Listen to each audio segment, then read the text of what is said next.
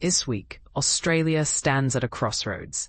The Albanese government is set to unveil its 2035 emissions target, a decision that could dramatically reshape the nation's future and the world's perception of its climate leadership. But here's where it gets controversial.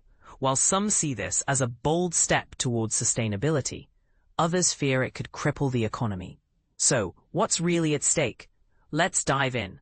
First, the stakes are higher than ever. On Monday, the government will release its long-awaited National Climate Risk Assessment, a report so alarming that insiders call it intense and scary. This isn't just another document, it's a wake-up call. The assessment, developed by the Australian Climate Service and the Climate Change Department, paints a grim picture of what unchecked climate change could mean for Australia. Think devastating heat waves, catastrophic flooding, and even threats to critical systems like electricity grids and food production.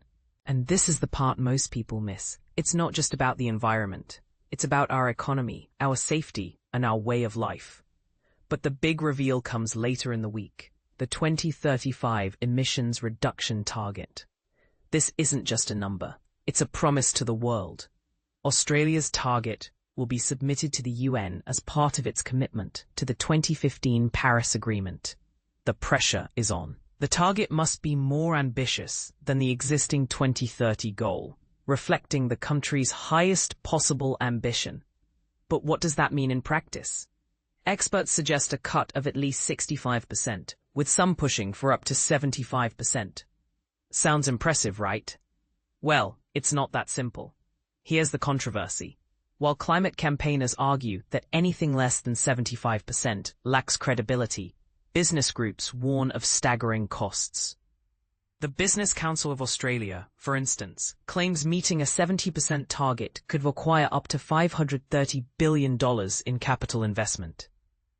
Meanwhile, experts like Frank Jotzo argue that even a 65% target is ambitious, given it would mean halving pollution in just a decade. So who's right? And what's more important, the target itself or the policies behind it? Internationally, the stakes are just as high. Australia's Pacific Island neighbours are urging their larger ally to aim higher and stop approving new fossil fuel projects. But with global leaders like the US stepping back from climate action, can Australia afford to take the lead, or will it risk being left behind?